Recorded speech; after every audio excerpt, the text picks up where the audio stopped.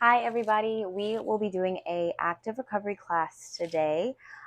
We will be starting on the floor on our back with some breath work, specifically diaphragmatic breath work. This is to help your rib cage expand and retract. So pretty much mobility for the rib cage and your upper spine, because if your rib cage moves well, your upper spine will also hopefully move well. So go ahead and lay on your back. With breath work and coaching, it's very hard for me to do the breath work and coach. This is not something you need to visually watch me do. So just get a little bit more internally focused and not get so wrapped up on what this looks like, because it's breath work. So you're laying on your back. Make sure you feel your full spine on the floor, and you'll just rest your hands on your rib cage. Eyes are closed. You'll start to take a very slow and silent inhale in through your nose, and a very lengthy exhale, blowing it all out.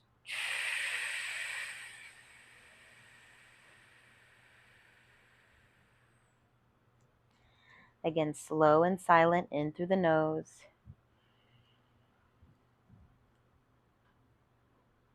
Very long exhale out through the mouth.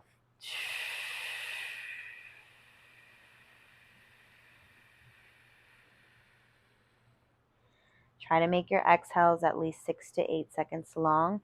Keep going. I'm just going to feed in some more cues, but please don't stop what you're doing. On your inhalations, when you're trying to breathe air in, your hands rest on your rib cage to make sure you feel expansion happening in the ribs and not so much in your belly. So do not inflate your belly with air. I want you to expand your rib cage as you breathe air in, and retract the rib cage as you exhale out.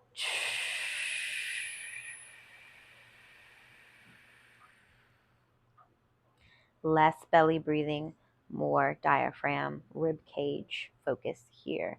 One more, slow and soft in through the nose. Long exhale out through the mouth.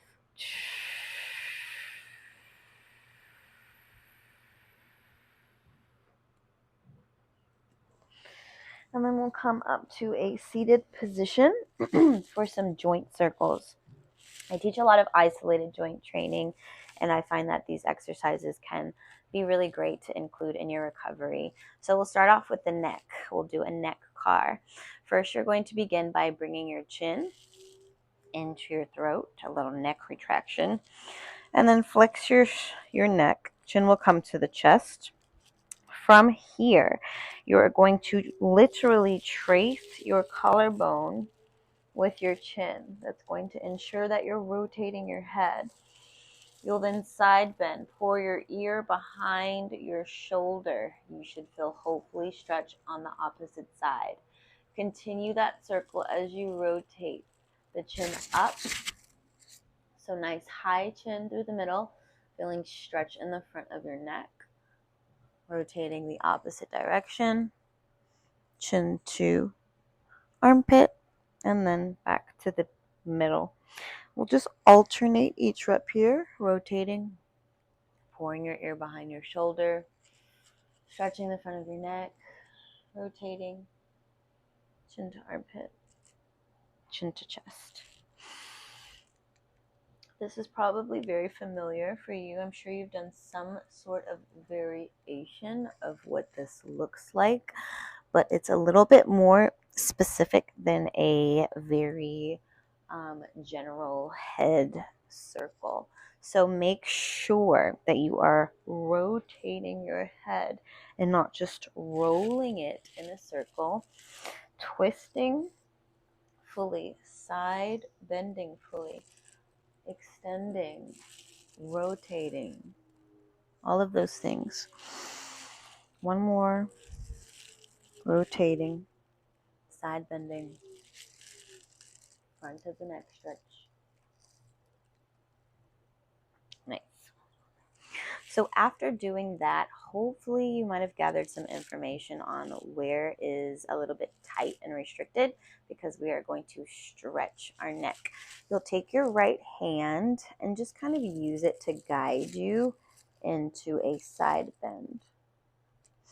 And from here, for me personally, I already feel some nice stretch on the opposite side. For you, if you think you can find a better stretch or you're not feeling much at all, you can play around with rotating the chin towards your armpit, or even rotating the chin upwards towards the ceiling, maybe lifting the chin. So you have to scan. You have to scan to find the best stretch for you. We're going to bank some time here and just take a few of those breaths that we started class with. So find a nice stretch. Take a breath in through your nose. Exhale fully.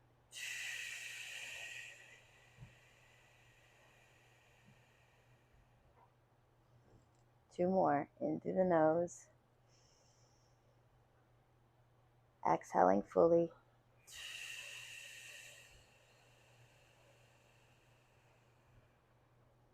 One more. In through your nose. Exhaling fully.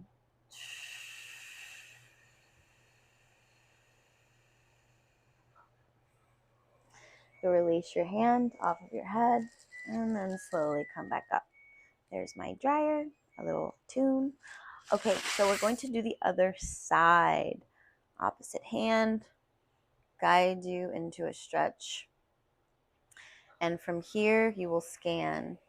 You can rotate your chin more towards your chest. I get a really nice stretch here, so I might spend some time here for my breaths. But for you watching, please explore any additional angles where you might feel a better stretch in a different position. And we're going to bank some time here. Stretching is a skill. A lot of people, when they're stretching, they're just trying to copy a shape or picture and try to put it in their body, not quite getting more internally focused, trying to make sure they feel things in the right places. So make sure you're focusing more on where sensation is being felt versus trying to copy what I look like. We're taking 3 breaths here in through the nose. Exhale out.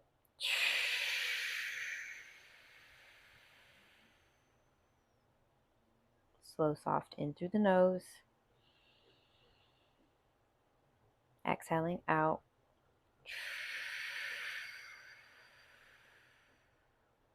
One more. In through the nose. Exhaling out.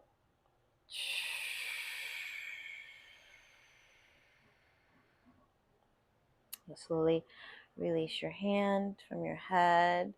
You can do some gentle movements here just to get back the blood flow going. We're going to now come onto our back for some spine segmentation supine, which just means on your back. To set up this, you have to make sure that you actually feel your entire spine on the ground. For example, if you already kind of bias a little bit more extension in your low spine, just resting, see if you can curl the pelvis just a little bit, just to feel an imprint of your full spine on the mat. Your arms will just rest by your sides. We're going to do, this is almost like a glute bridge roll up, but more focus on segmenting the vertebrae of your spine. You'll start at the pelvis. The pelvis is going to start to curl or tilt up. You should immediately feel some lower abdominal tension here. You'll continue to roll low spine off the mat, mid spine, getting all the way into the top of your glute bridge. Once you find the top of your glute bridge, you'll start at the very top of your spine and begin the roll down, pressing upper spine mid. Take your time on the lower spine. A lot of people have a lot of tightness, restriction, lack of movement in those lumbar vertebrae. So slow down. Take your time there if you feel things are moving more in chunks than in pieces. We want more pieces versus chunks as you're segmenting up and down. When you come to the top of your bridge, try to make sure there is no crease in the front of your hips, but that you still have that glute hamstring connection coming into your bridge. And then you start to roll down, starting at the top.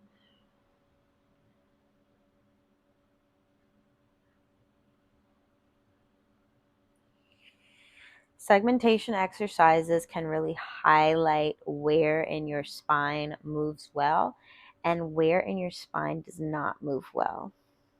That's valuable information because you want to know your limitations so that you have a roadmap to train them.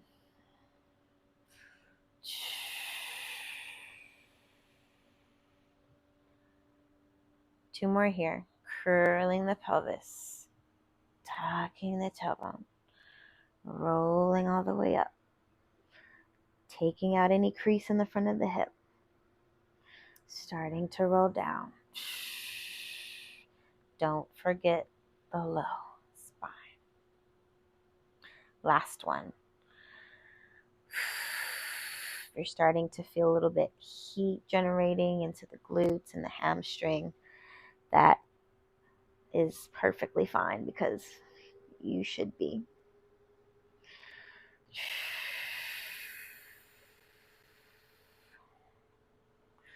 Nice. Then you'll rest everything back down to the mat. Arms are going to come to a T. Your palms can be up or facing down. It doesn't matter. But legs will assume a tabletop position. Make sure that there is no gap between your low spine and the floor. These are low back eccentric, so we're going to be loading our low back muscles into length. Going over to the right, we have 5 reps. Over to the left for 5 reps. You are going to slowly lower the shape, twisting at the waist for 5, 4, 3, 2, and 1. Once you get to that end, you'll just reset, resetting your tabletop. Make sure that your shoulder blades are not rolling off of the mat. Just twist at the waist so you get that oppositional stretch. Lowering down for 5, 4, 3, 2, 1. Reset. This is 3. Lowering down for 5, 4, 3, 2, 1. Reset. Tabletop. Lowering down for 5, 4, 3, 2, 1. Reset. One more. Also, if you want to progress and make this a little bit more loaded, the straighter your legs are, you're going to load this more. The more bent your knees are, the less load. Last one to the right for 5, 4, 3, 2, 1. And we do the other side. Slowly lowering for 5, pressing those hands into the ground for 3, 2, 1. Reset. Lowering for 5, 4, 3, 2, 1. Reset. This is 3. Lowering down for 5, 4, 3, 2, 1. Reset. This is 4. Lowering down for 5, 4, 3, 2, 1. Last one. Lowering down for 5, 4, 3, 2, 1. Whew, those are one of my favorites. It also is a little bit of a strength exercise too, depending on how straight your legs are. We're going to end with a front of the shoulder pec stretch. Your right arm is going to reach to a diagonal, and you're going to face your head away from the extended arm. Left leg is going to lift up and pretty much cross behind you. From here, you can adjust the extended arm, low, medium, high. You can pull yourself more into a twist, but where you should be feeling things is in the right pec area, so kind of the front shoulder chest area. Make sure that your shoulder blade is not so hiked up to your ear, but try to keep the shoulder blade more resting on your mid back. I'm going to take a breath here. Exhale out. Ideally, I would like to bank quite a bit of time here. I'll even spend about 2 minutes here. But just for recording purposes, we're going to move dynamically in and out of the stretch. But just to give you options, if you want to just hang out there for 2 minutes, pause the video, set a timer, and then do the same on the other side. But for this video specifically, I'm going to make it a little bit more dynamic, kind of tick-tocking back and forth, and maybe spending more time on one side than the other if I'm getting a really nice stretch in the pec. You can play around with where the foot is. Maybe it's a little bit lower or higher. I just want you to not get so wrapped up on visually what it looks like and what you should look like, and change your shift of focus to where do I feel things? Do I feel things where I'm supposed to? And this one, you should feel a lot of front of shoulder pec stretch. You're also getting a little bit of a spine twist, so it's kind of like a 2-in-1. We'll be here for 5 more seconds. 4, 3, 2, and 1. Oof. All right, you guys. Take my mic off so I wasn't rolling on it. But that concludes our recovery video for today. I try to keep these kind of short, but please revisit any of the exercises that we did if you want to run through them for another set to have more of a full training recovery session. But yeah, thank you guys.